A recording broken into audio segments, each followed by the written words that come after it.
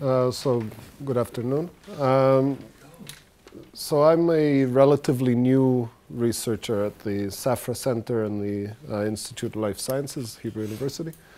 What I'll do is, within the time that we have, which is till what? 35 minutes. 35 minutes. So I'll describe what we're doing in the lab. And we're basically interested in understanding experience-dependent plasticity, how experiences are encoded in the brain. Our experience of choice is experience of drugs of abuse within the context of the reward circuitry and addiction.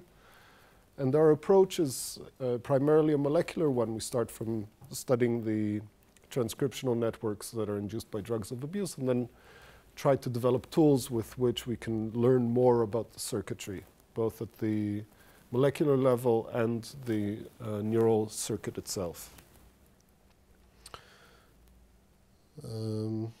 Okay, so the basic assumption of our work is that neuroplasticity underlies all adaptive behaviors. We utilize it throughout our lives from when we grow up. This actually is mostly irrelevant to you because you're well aware of this, but we create habits when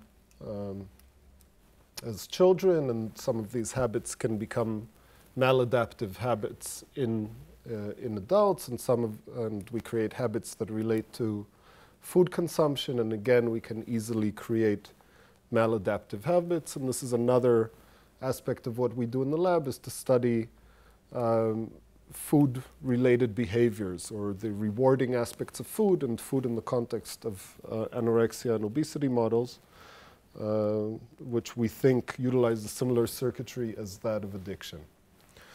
Now, our main reason for getting into the reward circuitry overall was, again, that our motivation is that we want to study experience-dependent plasticity, and addictive drugs elicit robust and reliable behavioral plasticity in animal models, and the animal models reliably replicate the human condition, and this is true for drugs of abuse, for the addiction models, more than for any other neuropsychiatric disorder. So this is a very good model system to study things that could potentially be relevant to the human condition. The core circuitry for the reward circuitry has been defined, but it's coarsely defined, so we still have places to contribute there. We have an outline, we have a layout of the system, but the fine details are still awaiting discovery, and we hope to contribute there. And from our perspective, studying the transcriptional networks, this is a crucial point, that the system is acutely inducible. So using the simplest models of cocaine experience, we have good experimental control over the parameters. We can define where the experience will happen and the timing of the experience, and really pinpoint it very well, and therefore study the outcome. So just to give you a feel for how we view addiction, this is a story that a Swiss colleague of mine shared with me, and I like to repeat over and over again. I think it really gets across the essentials of the disease. So this is a story about a person like any one of us, very successful, had a good family life, but in his past, he had fallen to addiction to cocaine in his late teens. And he managed to pull himself out of this situation and really make a good life for himself, and move to a rural area in Europe. And then he found himself in the harvest season suddenly thrown back to his old addictive behavior. And he consulted his physician, and this physician thought that it would be a good idea to discuss his route on the way to work and back. And they went along the route, and they realized that while he passes by these fields where the bales of hay are just bales of hay, nothing happens. But when he hits these fields where the bales of hay are covered in white plastic, this triggers in him the drug seeking, since it triggers the cue that reminds him of these bags of cocaine, and then he's thrown back to his old habit. Now, this is separated many, many years from the last time that he took cocaine. So this demonstrates the very robust plasticity, long-term plasticity that's induced by drugs of abuse. And from our perspective, this is extremely exciting. It means that this is potentially a good system in which to study experience-dependent plasticity. This is another more contemporary example of the same thing. Philip Seymour Hoffman, one of my favorite actors, had also a drug habit as a late teen, early 20s. 20 years later, he's dead from an overdose, and supposedly within those 20 years, at least that's what people close to him say, he hadn't been using drugs. He just fell back very recently, prior to his death, back to abusing drugs. And again, a very successful family life, successful career, etc. So where does all this sit? We're looking at a sagittal brain through the mouse of a rodent. And from our perspective, the most interesting element of the circuitry is the nucleus accumbens, the ventral part of the striatum, that integrates inputs from the PFC, from the hippocampus, from the amygdala, all of which are glutamatergic inputs, as well as a dopaminergic input from the VTA that provides valence, as Chagai described to us just a few minutes ago. So we can also, when we look at this very simple, relatively map, then we can already start envisioning what types of inputs could be perturbed when an individual becomes addicted to drugs of abuse. We can imagine that in such an individual, we have loss of executive control and enhanced contextual information, which in the case of this individual that we just saw, he lost control over his behavior and he had more influence of hippocampal inputs. And now that there are better developed optogenetic tools and mouse models, then this is actually starting to surface, these features that following prolonged cocaine experience, you really have loss of the magnitude of the PFC input and more influence of hippocampal inputs. Okay, so the way the approach we want to use in the lab is to study the molecular network, then choose genes for functional analysis, choose other genes that we can use to create tools to study the neural circuit, and then create this iterative process where we can tease away at the system and identify novel features of the neuronal circuits and the molecular network. Now, all this came from work that I started during my PhD, where I actually wasn't doing anything related to neuroscience. Sorry, we were looking at epithelial cells, normal mammary cells. And we were looking at how these cells respond to different stimulations. If the cells received EGF, they underwent migration. If they received serum, they underwent proliferation. So very distinct cellular phenotypes following two different stimuli. But then when we look at the transcriptional response, and here we have, in each row, we have a gene. Each column is a time point, so you can see the transcription developing a long time. And you can see that these two phenotypes, these two induction, these two stimuli that affect these cells in very different ways induce transcriptional programs that look very similar in terms of their temporal dynamics. You see these waves of transcription, a very small early wave, and then a later wave followed by another one, and then the slow accumulation of proteins in both cases. Now, the genes here only share about 40% in identity. But in terms of the logic of the waves, they're identical. And what do I mean by that? In this immediate time point, you see these immediate early genes that are forward-acting transcription factors. Then you see this later wave that's composed of transcription regulators that feedback and modify the original transcription complexes formed and genes that shut down the initial signaling. Then you see genes that are involved in cell-cell interactions.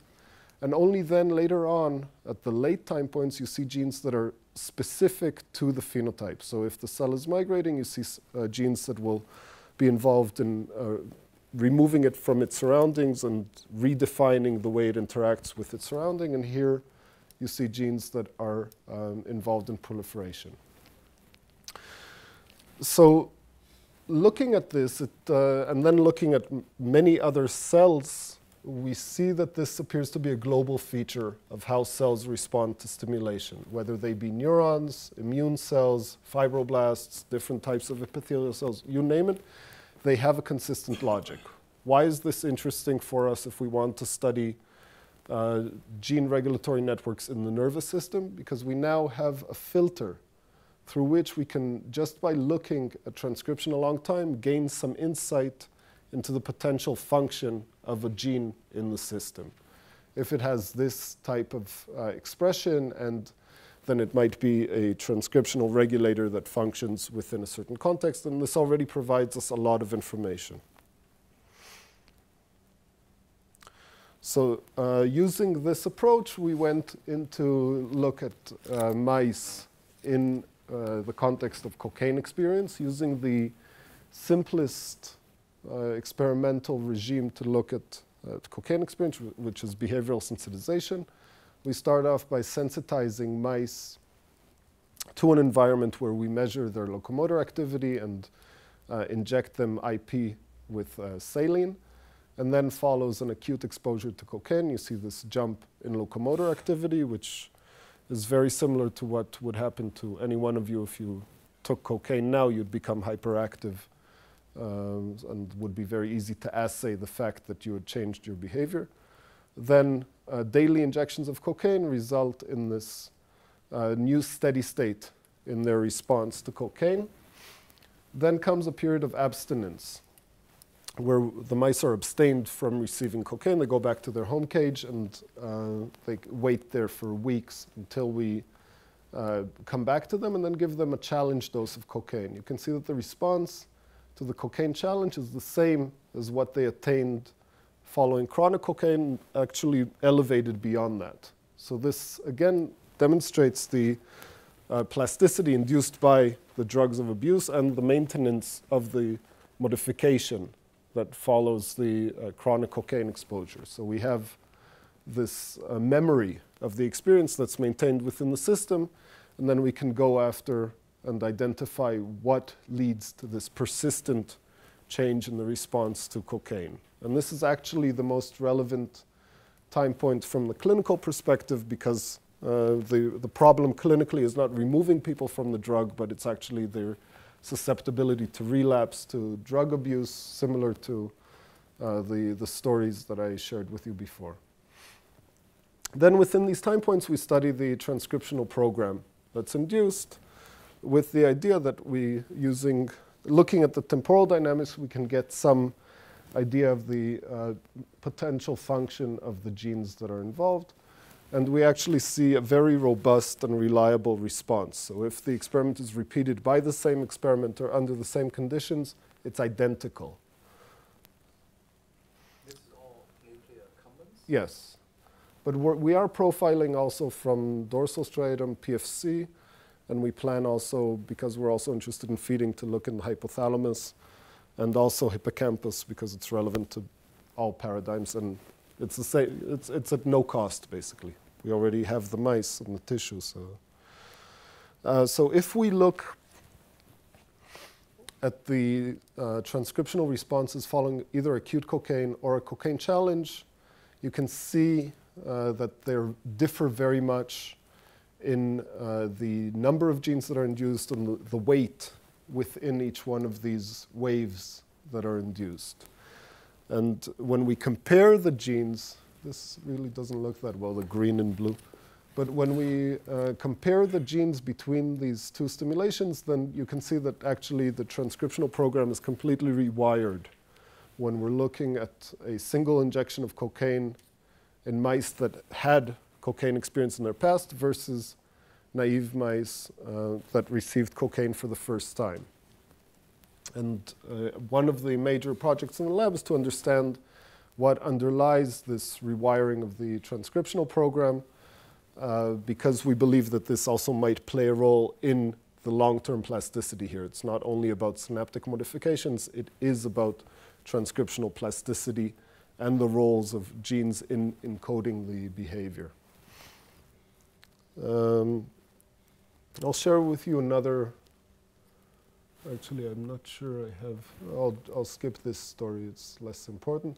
I'll show you a few things that we're doing based on the expression of one of the genes that we see. So this is an immediate early gene called EGR2. We see that it's very rapidly induced in the nucleus accumbens following acute cocaine exposure, and each time point here is an individual mouse, but the experimental repetitions are identical. So it's a very robust system.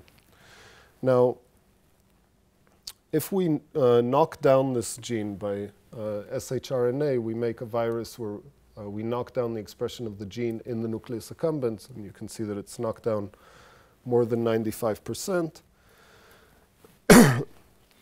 Then we actually get an elevated response to cocaine experience, suggesting that it's acting as a transcriptional, potentially acting as a transcriptional repressor.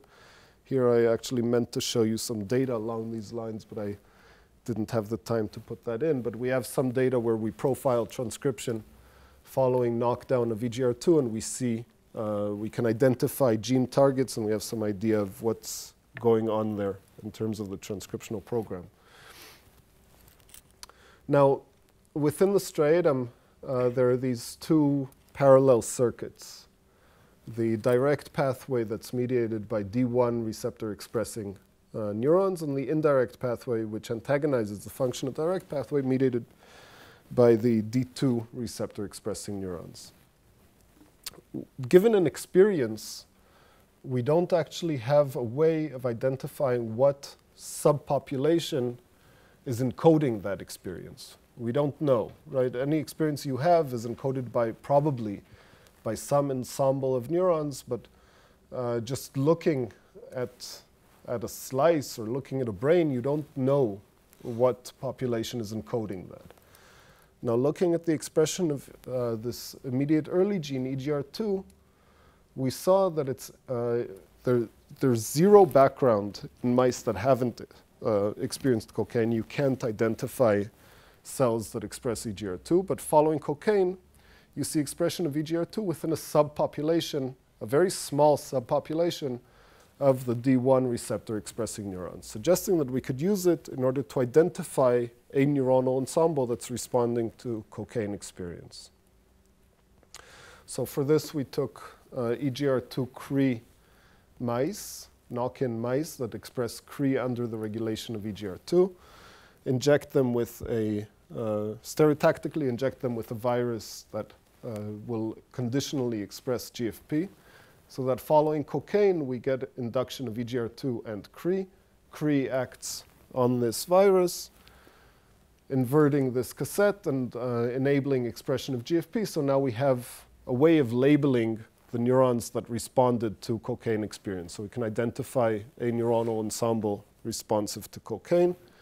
And indeed, this appears to work quite well. And now we're performing electrophysiological recordings here, studying the synaptic transmission onto these neurons. And we believe we're identifying a significant synaptic change, an LTP-like change in the inputs to these neurons that doesn't occur overall in the population. So nobody previously has been able to identify a synaptic modification induced by cocaine experience, a single experience in the accumbens, and we believe that they haven't been able to because they had no way of enriching for the population of neurons that's actually responding. Now, a quick story of serendipity. Normally, we would inject the virus here into the accumbens. We had a reason to inject it a little bit more laterally. And then what we saw is that we have this streak of neurons light up Since it was persistent and seemed to be specific, we looked into trying to identify what these are. And it turns out that these nuclei here are the claustrum. Now, we had no idea what the claustrum was at the time, so we looked at the literature. And the claustrum is this very fine streak of neurons that sits between the striatum and the cortex in mice and in men. It goes all the way from rostrocaudally all along the cortex. And the more I speak about it, the more I realize that the claustrum has been intriguing some of the most prominent figures in neuroscience over the past 20 years, but not much progress has been made into understanding what it does. And some of these people are Crick and Koch, which were interested in identifying the seat of consciousness in the brain. And in a paper that they wrote and edited on Francis Crick's deathbed, so he finished editing this paper in his last few hours of life, they suggested that the claustrum is the seat of consciousness because it plays a central role in modality integration. It receives input from almost all regions of cortex, maybe exaggerated, but all the different modalities and the prefrontal cortex. And these are reciprocal connections, so it projects back to these regions. It was impossible to perform conclusive lesion studies because of this very fine anatomy. So you have a long sheet that sits along the brain. You can't really access it to lesion it. And their conclusion was that we need molecular tools in order to study the function of the claustrum. And in a classic last words of a paper, and scientific words left to us by Francis Crick, they say, what could be more important, so why wait? These are the words that end the paper. So we think we have a tool that we can use to study the function of these neurons. So what we did is instead of putting GFP, we put in a potassium channel into these mice. And now the potassium channel will shut down the firing of these neurons, and we can study whether the claustrum plays a role in the response to cocaine. And this is the sensitization of control mice that were injected with a GFP virus. And in the mice that were bilaterally injected with the potassium channel, we see a pretty complete inhibition of the development of the behavioral sensitization to cocaine, which was quite surprising.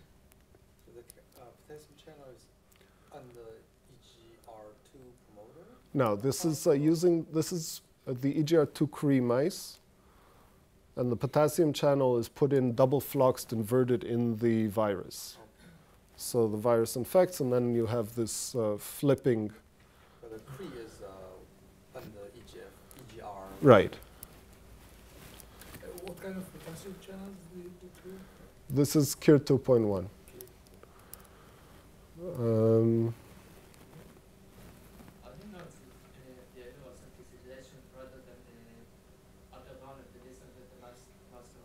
That it's what?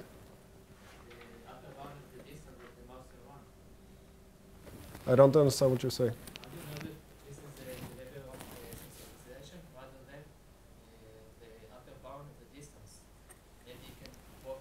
You mean this? Why do we care?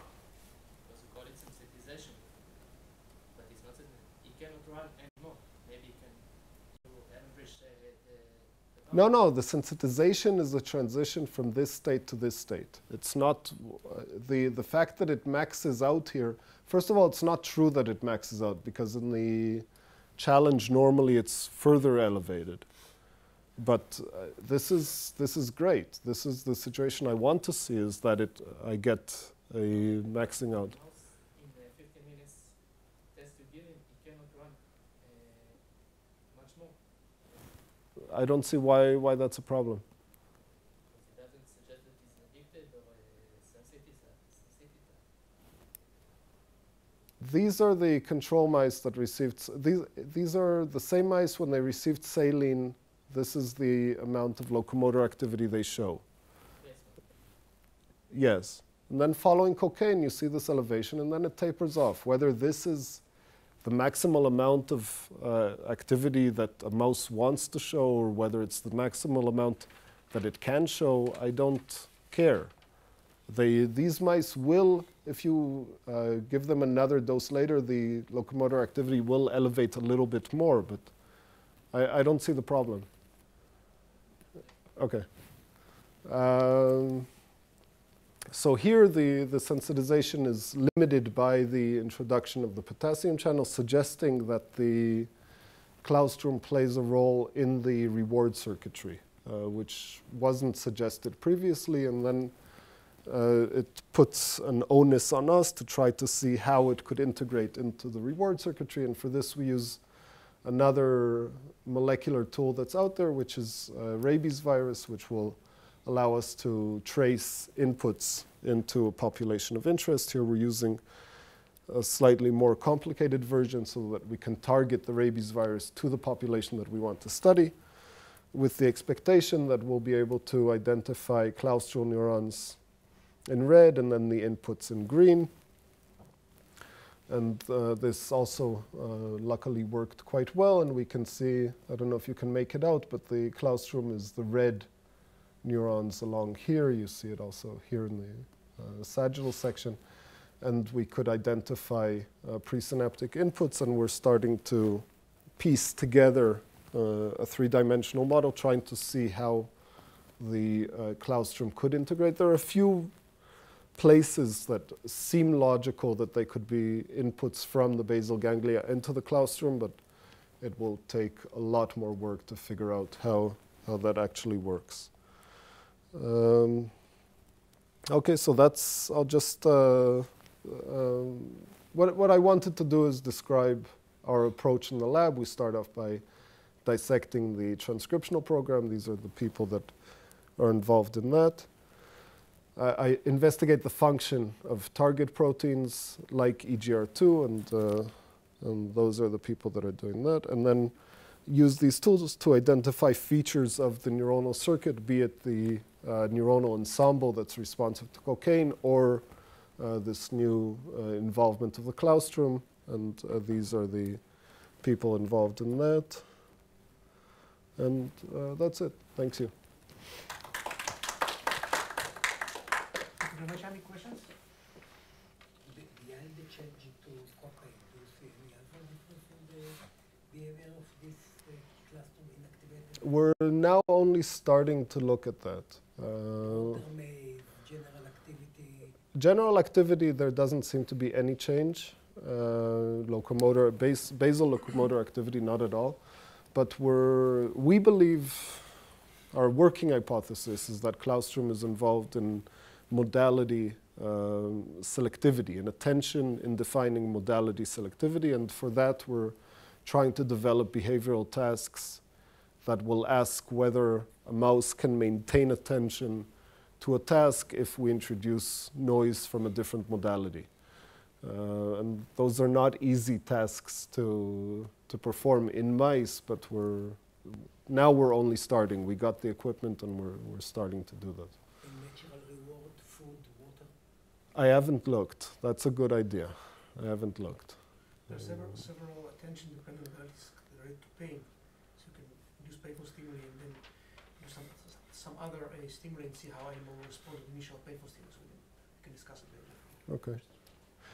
They don't lose weight. They don't lose weight, and we haven't looked at, let's say, sexual behavior, but that's also easy to look at. Yeah, I don't. There's a lot to be done, but we're only starting on this. In general, they look normal.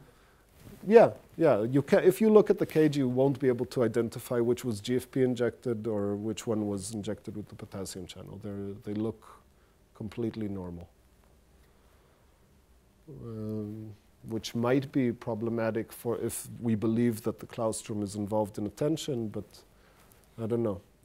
We really need to try to tease it out more specifically. The cocaine the change in response to cocaine was extremely surprising. So, and it's enormous. So I don't We know. know the systems are redundant, and these are not very many neurons, so maybe something take over, or you think this cannot be? No, I don't know. That's I assume that something like attention or integration of modalities is such an important feature that we would have ways of doing it, and that wouldn't depend on a tiny population of neurons. But I hope not. I hope that it does, and then we'll get some interesting observations. If it could be a fly, you would see a big field, because there's very little redundancy. Okay. What's the basic firing pattern of this neuron? So you never recorded them. We didn't. There are some recordings. So there are a few different types of neurons. There are huge neurons there, and there are small ones. I don't know if people knew what they were recording from when they were recording, but I think they have a high baseline frequency, a stable baseline frequency of firing. But I don't really, I don't remember them. No, that's not from them. Yeah, that's. We infuse them on the way to the basal ganglia. They are around 15, 25 per second, quite big and regular. We've never done a study because of it. So those you would guess are like the cholinergic neurons, are like big. So those would be, we see enormous ones and we see smaller ones. So these, You know, whoever bias for big fun. yeah. With tonic activity. Questions? Okay, thank you very much. Okay, thank you, our host, and Alona for organizing this very interesting symposium.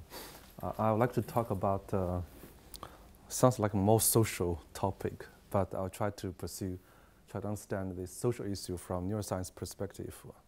When talking about pain, I think everyone has these painful experiences. We know how we feel when we receive painful stimulations.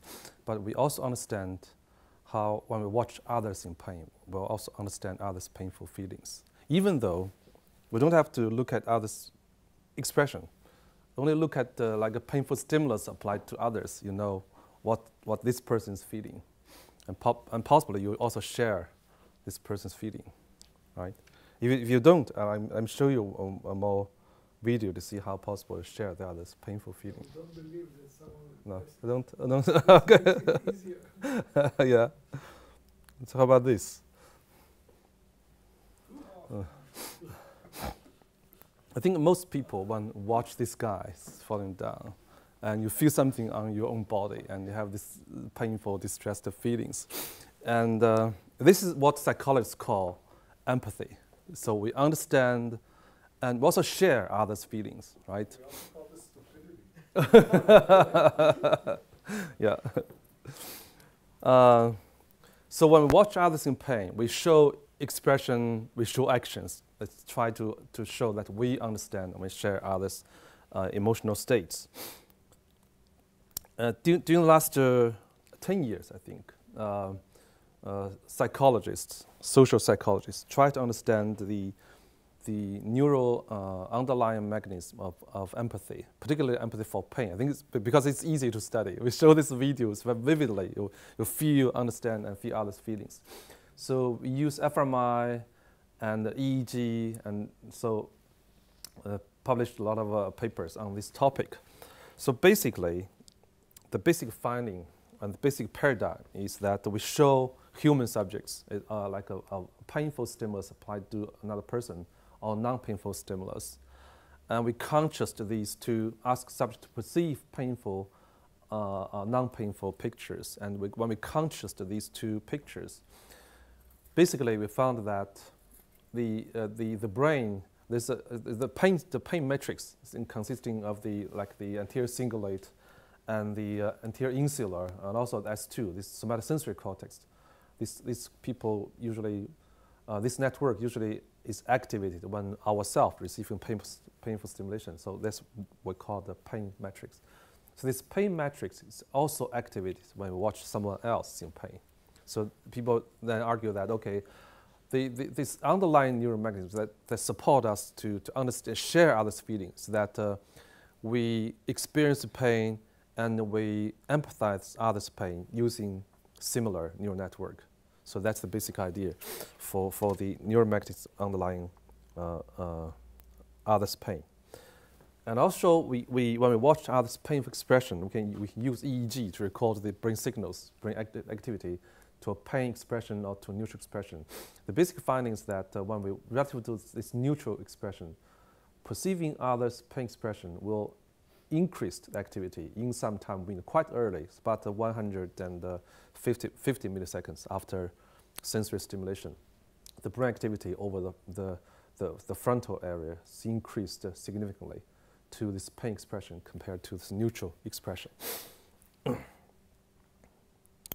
However, the reason that I call this a very social issue is that when we watch someone in pain, it's not true that everyone understand maybe it's right, but share his feelings in the same way.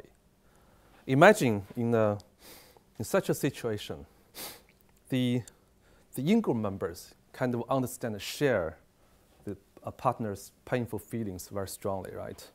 But for the enemy, they don't share. They know this guy is painful, but they don't share his painful feelings, right? They want to, I think there's a lack of empathy in this person can support how he can fight against the enemy. Even in modern life, if you watch football game, someone's lose the games feeling very distressed and painful, but the opponent team members usually they don't share his feelings, right? And so this occurs quite often in our human social societies.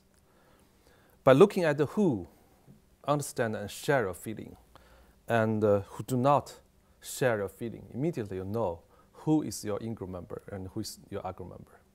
Yeah. So the reason that we examine how this this in-group out-group relationship based on race will modulate or shape the empathy for pains, that race based on skin color or facial expressions is a very salient feature that in everyday life we categorize people into different social groups. Yeah, and in human history, there's also a situation that we know there's a situation, there's very serious racial segregation in the human society. So that's the reason that had a very strong social background for this topic. So I would like to present some of our studies. I'll tell you what do I mean by racial in-group bias or racial in-group favoritism in brain activity to other suffering, and how oxytocin, we can take it as hormone or neurotransmitter, what's the possible role of oxytocin in the racial in-group bias, and how possible can we relate this racial in-group bias in empathy with oxytocin receptor gene. So the first study published a few years ago, we used fMRI to scan two groups of subjects. One group is Chinese, students from Peking University. And another group is Caucasian students who also study at Peking University. And we show these subjects these videos. This is we call an Asian model who is receiving a painful stimulus. If you don't just see it clearly. A very short video, 3 seconds. And this is another same model receiving a non-painful stimulus. Yeah. And we also show subjects like these Caucasian models receiving the identical painful stimulations and non-painful stimulations. We try to figure out how possible the brain activity will differentiate the painful stimulus applied to racial in-group members and applied to racial out-group members. So this I just gave illustrating all the the stimuli used in this study. It's a kind of 2x2 design. And the very interesting finding of this study is that if you look at the anterior cingulate activity, for the Caucasian subjects, when they perceive a Caucasian model receiving a painful stimulus, there's a very strong activation in the DACC. But it's not true when they watch a painful stimulus applied to Asian model. And similarly, for Chinese subjects, when they watch a painful stimulus applied to a Asian model, this DACC showed very strong activation. But it's not true when they watch the same painful stimulus applied to a Caucasian model. So there's this kind of this is what I call the racial in-group bias in the DACC activity in response to the perceived pain in others. Yeah. Seems that the neural activity, I mean, in some brain regions, is strongly modulated by the social intergroup relationship between the perceiver and the target person. And here is but if you look at their brain activity to racial in-group members' pain, it's quite similar, like in the ACC and the supplementary motor area. And this is the results from Caucasian subjects, results from Chinese subjects. And we also tested this racial in-group bias using pain expressions by recording EEG only from Chinese subjects in this study. We show them painful expressions from either a Chinese model or Caucasian model, or faced with neutral expressions. Very quickly, 200 milliseconds, very short time. And we asked them to perform judgment on the race of this model. Is that Caucasian or Asian? It's a very simple task. They can do this task almost 100% correct. While they perform this judgment task, we record EEG from these Chinese subjects. It's interesting when we look at the reaction times. These subjects, reaction time were significantly delayed by this pain expression from a Chinese model compared to this Chinese neutral expression of a Chinese model. It seems that their performance were delayed by the pain expression of a Chinese model, but there's no such effect when they watch Caucasian models. Seems that behavior can tell us that these subjects ignore the pain expression from the racial outgroup members. And when we look at the EEG, the results are quite similar, consistent with the behavioral performances. When these Chinese subjects watch a Chinese model with a pain expression, the red line shows the neural activity response to a racial in-group's pain expression is strongly increased in this time window compared to the blue line, that's the brain activity in response to a neutral expression of Chinese model. But when they watch Caucasian models, you see it's almost no differences between these painful expression or neutral expression. It seems that again the brain activity also ignore the pain expression of a racial outgroup member. Yeah. And we also use similar another interesting result is that when you after the EEG recording, you ask the subjects to rate how painful you think that model is feeling by looking at the pain expression and neutral expression.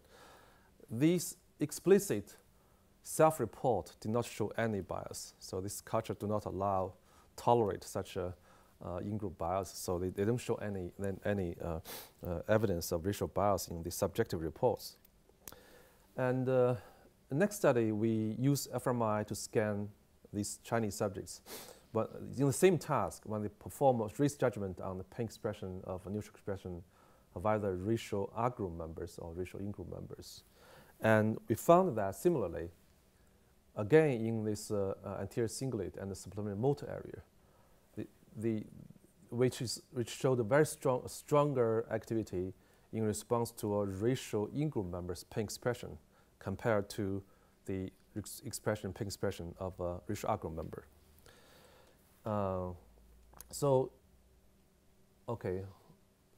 So this is the results from the anterior cingulate. Similarly, when we look at the results in the anterior insular, it also show in-group bias, so much stronger activity to the in-group members' pain compared to the racial outgroup members' pain.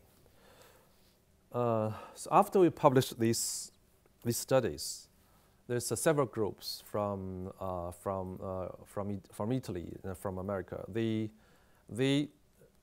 record new responses to like racial in-group outgroup members' pain from black and whites from African Americans or European Americans. So they found similar racial Ingram bias. It's not only true for like the Caucasian and Asian. It's also true for black and white. So that's basically what we call the racial in-group favoritism in brain activity to other suffering. So basically, the pain expression or the painful stimulus applied to racial in-group members enhanced affective, cognitive, and even sensory motor neural responses in the observer.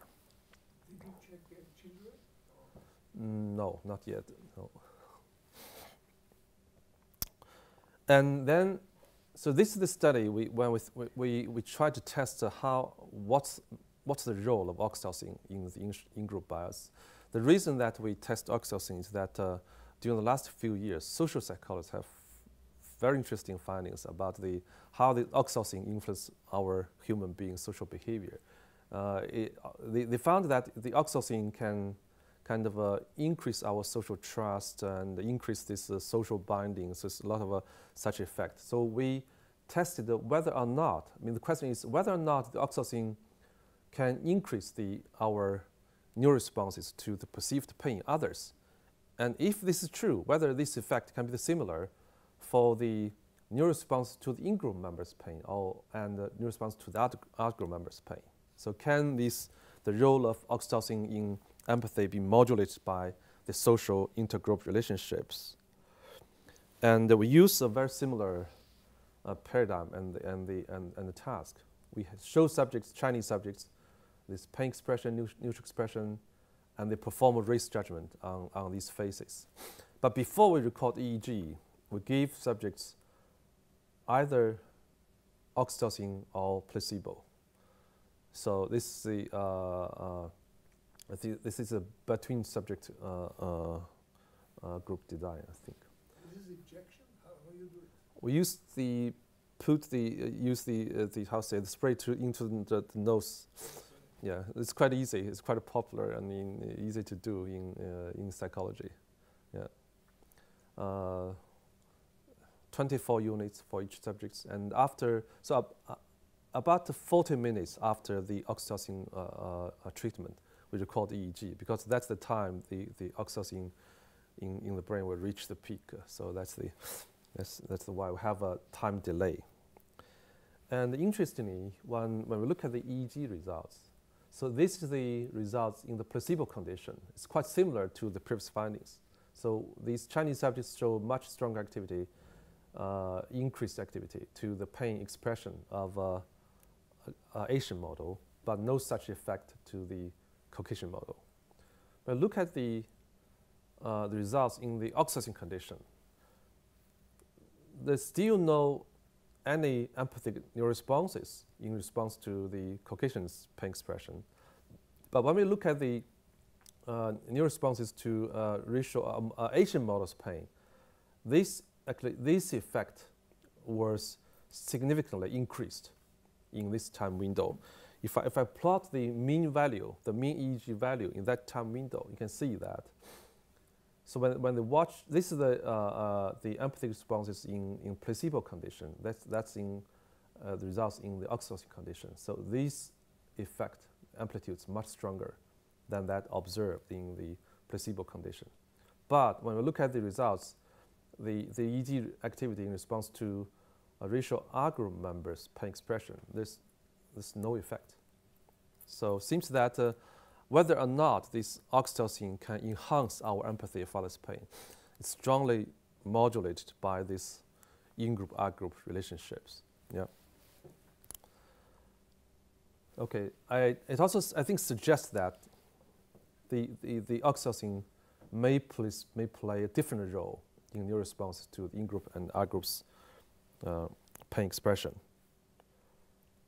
So after this study, we thought about if oxytocin produced differential effect, and oxytocin must be influenced neural responses to others' pain by working on the oxytocin receptor. So then we'll think about how possible people carrying different oxytocin receptor gene might be associated with different racial in-group bias in empathy. And there are also other reasons that we tested this oxytocin receptor gene. This one SNP, this one. And because there's some papers showing that people with the, I think with the G allele carriers, relative to the A allele carriers, show like enhanced parenting behavior and enhanced empathic accuracy. So you want to test how possible these G allele carriers might show stronger racial in-group bias compared to the A allele carriers. So we got the blood samples from over 1,000 students, because in Chinese population, these G allele carriers is about 10 to 15%. So we want to scan like 50 subjects, we have to get a large subject sample.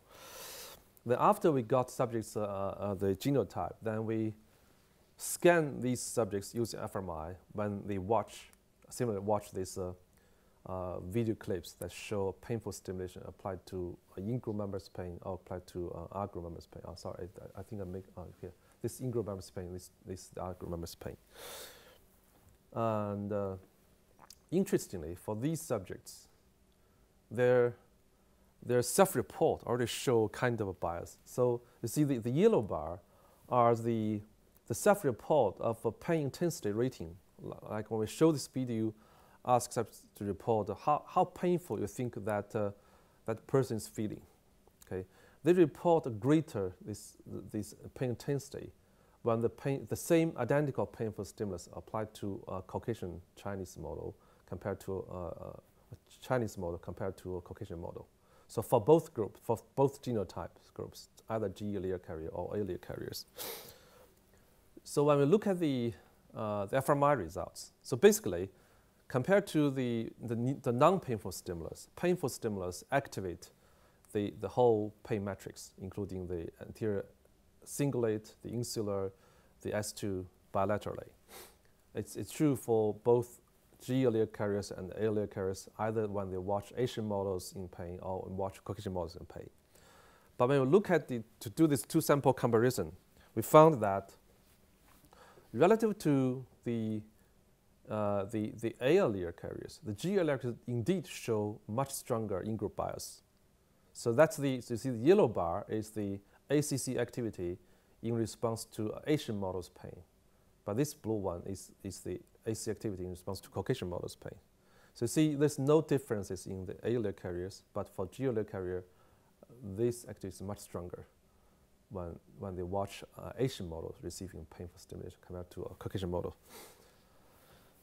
So it seems that these A allele carriers do not show any in-group bias. But when we look at the reverse contrast, when we contrast the painful stimulus applied to racial out-group members compared to racial in-group members, there's something interesting happening in A allele carriers.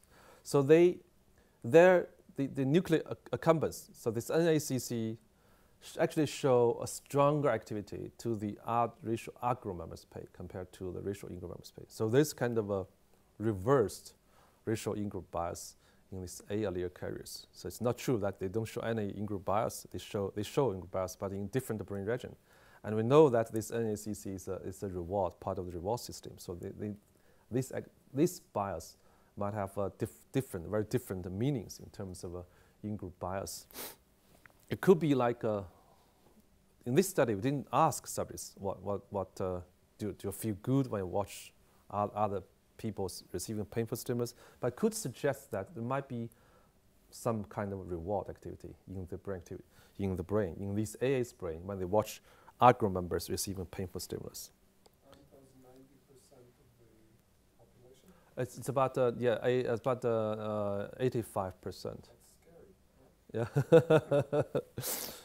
But that's the data. That's what our data will show. Yeah.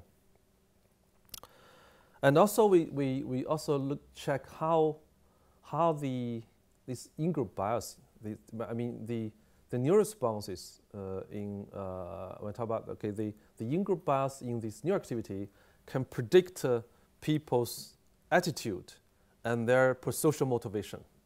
So we found that after this fMRI study, we also asked subjects to perform a psychology test called implicit associate test. That's the typical test can examine people's implicit attitude toward others. So if the largest score here, the largest, I think the IIT score, the largest score indicate a stronger negative attitude toward the other people.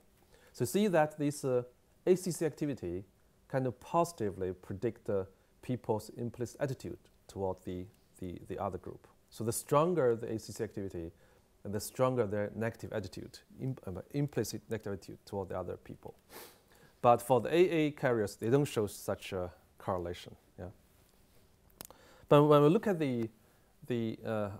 what can this NACC activity predict, either implicit attitude or prosocial motivation?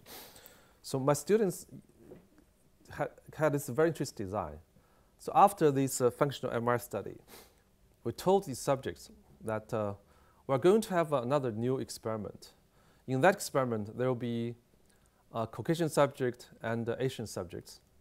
They will give each other mutually a painful stimulus. So you have to help us to decide so the intensity of the electric shock applied to the R-group members, the racial R-group members. So when we use that measure, actually this reverse goal to indicate the prosocial motivation, because the more prosocial, they should give the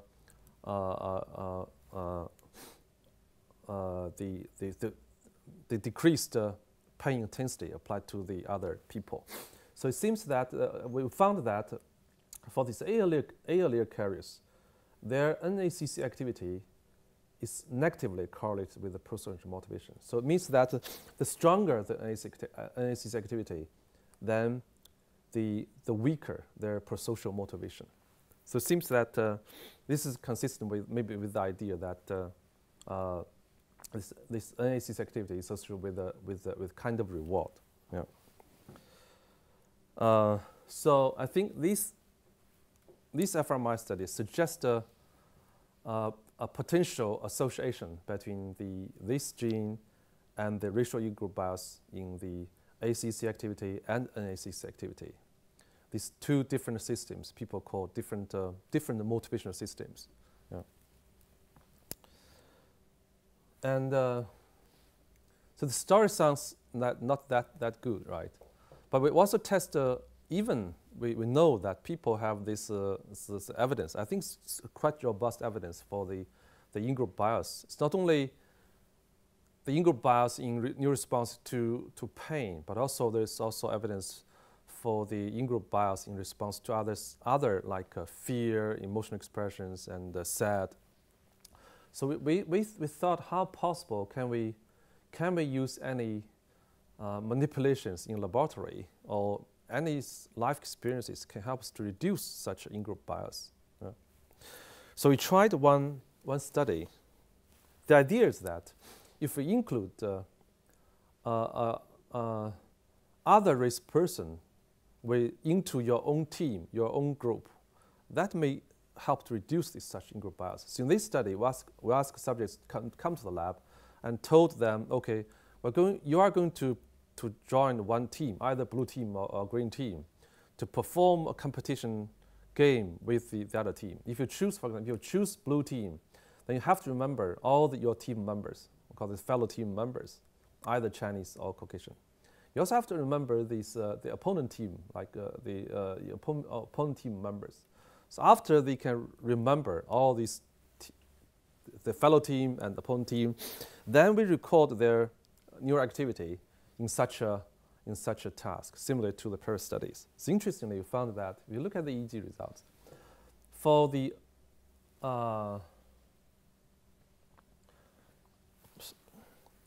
for the opponent team, they still show in this time window show racial in-group bias. So this empathy neural response is stronger to the Asian models compared to Caucasian models.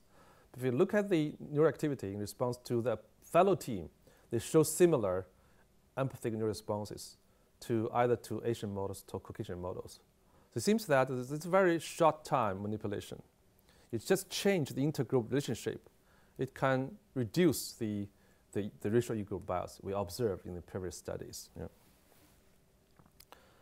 And we also test another idea, how possible relatively long life experiences in a different culture can reduce such in-group bias.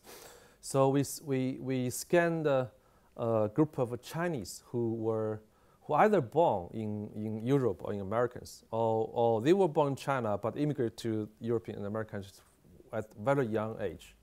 So when they came back to PKU to study Chinese during the summer school, and we scanned these subjects, show them again these video clips. We check how possible their brain activity will show similar empathic neural responses to either racial in-group or out-group members' pain.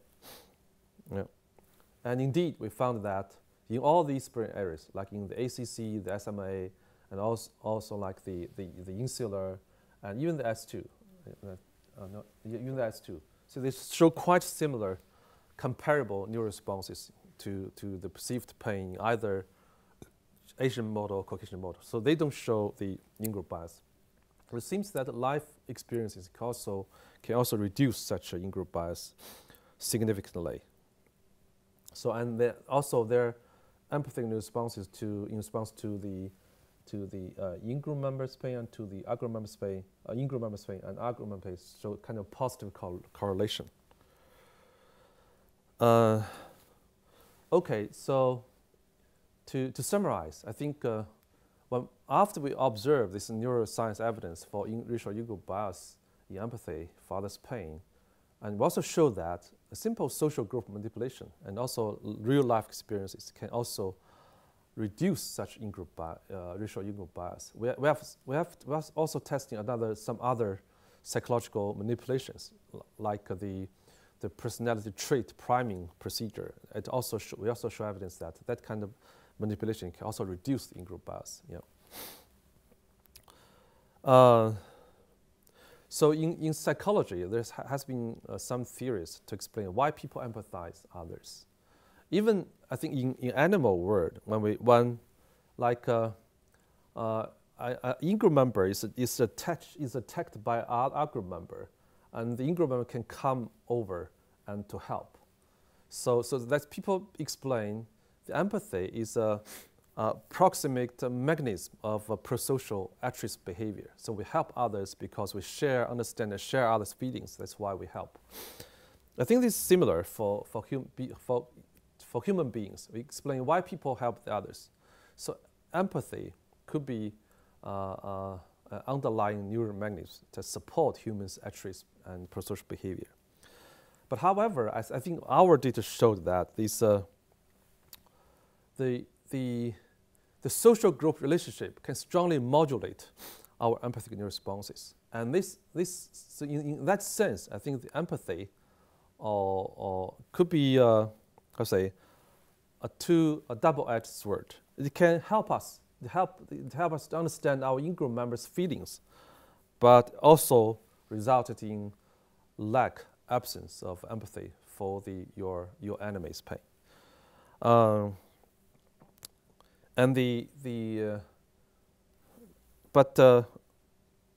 I think fortunately, our human beings create a culture that does not tolerate any group bias, right? In the current society, the culture, when no one say that in-group bias,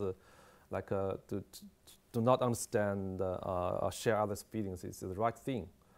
But from evolutionary perspective, I think there's a reason for such a for the neuroscience results we observed. I mean, during evolution, in most cases, people stay with their in-group members. So this easily understand and share your in-group members' pain, or other emotional states. It's very helpful for this prosocial behavior. You're trying to help your in-group members when they are in need. But also, I think, on the other hand, the lack of empathy for out-group members' pain is helpful for the fighting between the groups. If you imagine if a soldier during the war, you have very strong empathic response to your enemy, you can never fight. So from evolution perspective, this group conflict, I think, might be the reason to induce the lack of empathy in responses to our group members' pain. And I think we show all these evidence for the racial in-group bias. I think at modern society, I think every country, every race, ethnic groups, they try to encourage or to reduce these in-group bias. And I remember during 2008, during the Olympic game in Beijing, we have a slogan called "One Word, One Dream." If one day, I think people really can encourage the culture that saying that we are all Earthers, we're not Asians, Caucasians, not black and whites, but we are the only one group is from the Earth. Imagine there's one time that some people from the other Earth come to attack the Earth. In that case, we'll immediately become in-group members, and that will be maybe helpful to reduce this the in-group the bias, the in-group bias we observed in human beings. So basically, that's the results, and I would like to talk to you here. And all these studies supported by the Chinese government and with my colleagues from McGovern Institute and my students. And also, thank you very much for your attention. Thank you very much. Any questions? You've never said it explicitly, but don't you see any difference between male and female? Actually, we look at the results, some of the EEG results, by separating male female subjects, and we don't see, in terms of the in-group bias, we don't see really strong gender differences. And if you look at specific period time, female, timing period in the menstrual cycle. Oh. Time inside the period, because No, we don't have such data, but there's some paper talking about usually people. It might be a stereotype. Believe that the females have stronger empathy for others compared to males, and but there's also some fMRI studies showing that males' empathy for others' pain can be more easily modulated by this interpersonal relationship compared to females. Yeah. But then I think it's a very important question. We should we have more data to separate the oxytocin level are constant over, especially in female. Again, progesterone cycle. Yeah. Are they influencing the? Yeah. For the study, we examined the oxytocin effect. We only have male subjects, not female subjects. Where are the receptors? Because oxytocin is mainly affecting smooth muscles. And you know Yeah, I think we check literature. and they are around the blood vessels. Yeah. And you check the MRI, fMRI. So is it neurons or is it blood vessels? All the effects that you see. Yeah. It is strong neuromodulator. Neurons. It's Yeah. strong neuromodulator. You have Yeah. receptors. ACC also has Also oxytocin affects the receptors. blood vessels. Yeah, but also on the neurons. Yeah. What will happen if you introduce the same stimuli, the painful face again and again to the same race? Will have the same response over time, or response will decrease with the time, so have some kind of adaptation to this? Yeah, we had data, EEG data, showing that there is an adaptation effect. When we show the same painful stimulation over and over again, the new responses kind of decrease. But we have this interesting finding. But this, we call the repetition suppression effect, only occurs between faces from the same racial group. If you show like Caucasian pain expression and Chinese pain expression, then we don't observe it for this repetition suppression. So it suggests that might be in our brain, the neuron population that coding a racial in-group members' pain or out-group members' pain might be different neural populations. Yeah. We've not published those data, but we had the data. Yeah. What's the effect? So I have two questions. What's the effect of the G2A change on the oxytocin receptor? What does it do? do? What's the functional effect of that? Does You- it change the affinity? What happens? You mean in our fMRI study? No, the A to G, the difference, the Uh-huh. polymorphism. What does it do to the receptor? Actually, I don't know exactly what the there's several SNP in this oxytocin receptor gene. I don't know how whether I think I don't know any evidence that these one SNP differences can any people report that the protein the receptor is different between G and A allele carriers, the G and A allele carriers. So that's a question. Yeah, Functional. yeah.